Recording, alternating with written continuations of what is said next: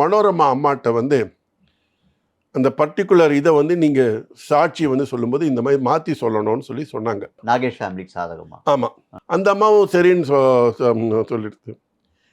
கோர்ட்டில் போன உடனே அந்த புக்கு ஒன்று கொடுப்பாங்க இல்லையா, அப்போ ஆமாம், சத்திய சோதனை. ஆமாம், அது காந்தி மேலே நான் சொல்வதெல்லாம் சத்தியம் இதுன்னு.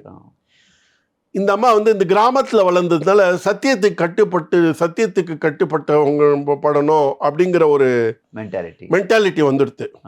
அந்த மென்டாலிட்டி வந்த உடனே அது பண்ண அது நான் சத்தியம்னாலே அந்த அம்மாவுக்கு வந்து அங்கே ஃபங்க் ஆயிட்டாங்க. ஸோ நடந்த விஷயத்தை அப்படியே சொல்லிட்டாங்க. ஸோ வந்து கேஸ் வந்து நாகேஷ்க்கு அகெயின்ஸ்டாக போயிடுது.